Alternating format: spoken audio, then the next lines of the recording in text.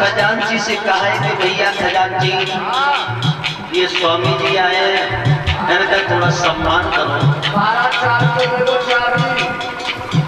और जैसी चाबी को नंबर आओ, जेब में हाथ डालना, राजा के होश उड़ गए। क्या हुआ?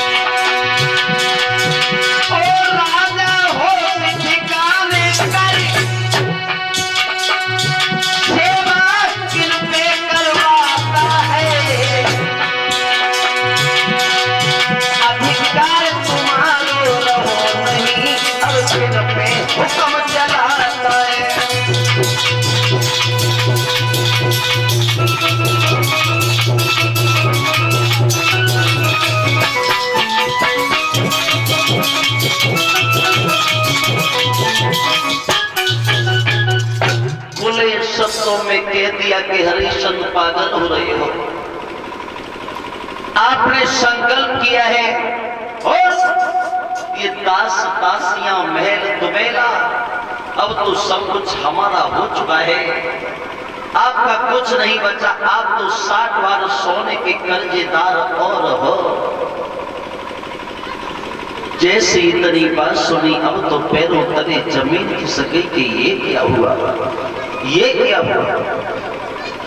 हाथ जोड़ करके कहने लगे, गुरुदेव अगर मैंने आपको वचन दिया है तो मैं आपका 60 बार सोना अवश्य आपको प्रदान करूंगा, लेकिन मेरे घर में मेरी एक पत्नी है जिसका नाम है तारा, मैं तारा को पूछे आया। और इसी बीच में 151 रुपये भगवान के दरबार में अर्पण कर रहे हैं प्रिंस यादव रसूलाबाद, 101 रुपये डॉक्टर नरेंद्र मथुरापुरवा और 111 रुपये राजभूषण यादव जो आजमगढ़ से आए हुए हैं। इन सभी भक्तों ने भगवान के दरबार में दान किया है। भगवान इनको सदैव प्रसन्न रखे। ध्यान रखना मेरी माता बहनों भक्तजनों,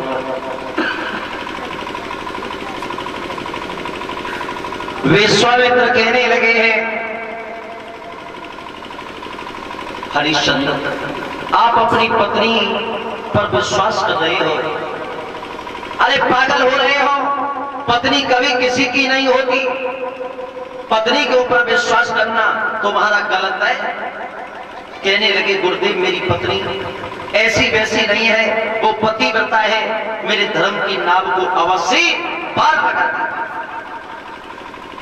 कहने लगे, बेटा तुम नहीं जानते हो कि पत्नी के ऊपर विश्वास नहीं करना चाहिए। बोले क्यों नहीं करना चाहिए?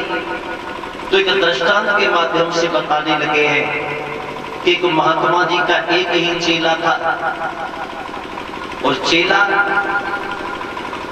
पूरे दिन तो गुरु जी की सेवा करे, पैर दबाए, हनवाए, कपड़ा धोए, लेकिन जैसे ही शाम होए वैसे वो चेला पे घर को चलो जाए। तो एक दिन गुरु जी कहने लगे, क्यों चेला तुम सारे दिन तो हमारी सेवा करते हो, लेकिन शाम को कहाँ जाते? शाम को हम अपने घर के लिए जाते हैं। घर के लिए? क्यों?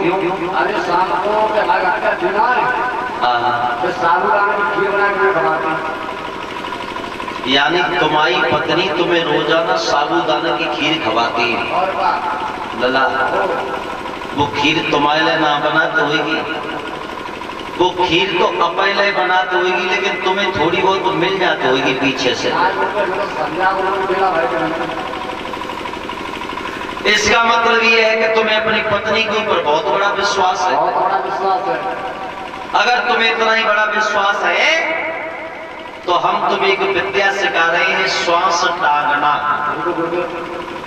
और आप श्वास टांग करके गिर जाना घर पे, उसी दिन आपकी पत्नी की परीक्षा हो जाएगी कि तुम्हारी पत्नी तुम्हें कितना चाहती है। ठीक है, वो परीक्षा तो हो जाएगी। बिल्कुल। ठीक है, चलो। लड़का को श्वास टांगने की विद्या सिखाई। लड़का जब विद्या में निपुण हो गया तो एक दिना जो लड़का घर पे पहुंचो सुजा की पत्नी भैंसिया धोई रही थी। कहा लगो सुनती हो पेटम पीर पेटम पीर। पत्नी कहा लगी मैं तो भैंसिया धोई रही, तुम ऐसा करो कि बाजार को चले जाओ, बाजार से दवा ले आओ। सो लड़का थोड़ो आगे बढ़ो, माने एक आंख के नीचे दूसरी आंख के नीचे और चारों डंडा चित्त गिरो आंगन में। लेकिन परीक्षित महाराज एक बार ने चतुराई करी कि मैं को सीमेंट को खम्मा तो सुबह में ऐसे करके पैर जोड़ निकल रही। पत्नी ने देखो नवज देखी, सो नवज रहे बिल्कुल गए। वो सोच लगी ये तो मर गई। फिर दिमाग में झटका लगो, अगर हम अबे रोल लगे तो हमने साबूदाना की खीर बनाई वो ना खाए पाएंगे। तासे ऐसे करो कि पहले साबूदाना की खीर खाए। सोचे महाराज अंदर गई, सोचा ने खूब खीर खाई और खीर खाए के आए गए और ये पति की लाश पे रोने लगी। जब पति की लाश पर रोने लगी, आस पड़ोस के लोग आ गए। उन्होंने देखा, कहने लगे भैया इस बच्चे की लाश फट जाएगी, इसलिए से लेकर के शमशान के लिए चले। आज जब ले जाए वे को तैयार भले तो वे उठ करते जाए। वे तो पहले से सीमेंट की खम्मा में जोड़ करते। कुछ लोग कहने लगे भैया तो ये सीमेंट का खम्मा तोड़ना पड़ेगा। पत्नी ने देखी कि वो तो सीमेंट को खम्मा टूट हो जाता है। पत्नी कहने लगी ओ दादा सुन तो, ये तो मर गए सो मरघटा में जाके जरेंगे और तुम्हारे सब हमने 500 रुपया मिस्त्री को दे के अबे जे सीमेंट को खम्मा बनवाए पाओगे।